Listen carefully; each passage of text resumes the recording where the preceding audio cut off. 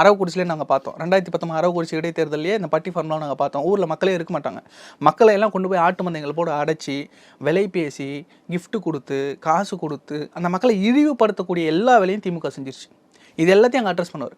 இந்த மக்களுக்கு ஒரு கௌரவமான வாழ்க்கையை 2026 தேர்தலில் தமிழக வெற்றி கழகம் கொடுக்கும்.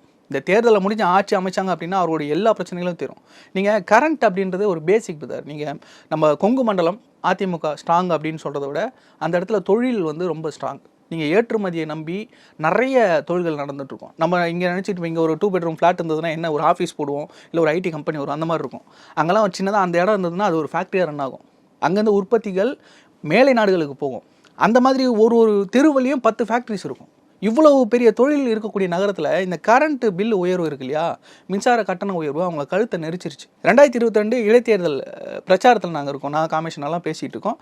ஒரு கொய்யாப்பழம் கடையில் வந்து தள்ளுவண்டி கடையில் போயிட்டு நின்று பேசிகிட்டு இருந்தோம். அவர்கிட்ட பழம் வாங்கி சாப்பிட்டுட்டே பேச்சு கொடுக்கும்போது அவர் என்ன சொன்னார்னா, கொரோனாவுக்கு முன்னாடி வந்து நான் 2 ஃபேக்ட்ரி வச்சு ரன் பண்ணிட்டு இருந்தேன், அதை மூடிட்டு இப்போ இந்த தள்ளுவண்டி கடையில் பழம் வைத்துட்டு இருக்கேன்னாரு அவர் பேசுனது. ஏன் இவ்வளோ பிரச்சனை அப்படின்னா, கொரோனாவுக்கு அப்புறம் நிறைய பொருளாதார சிக்கல்கள் வந்தது.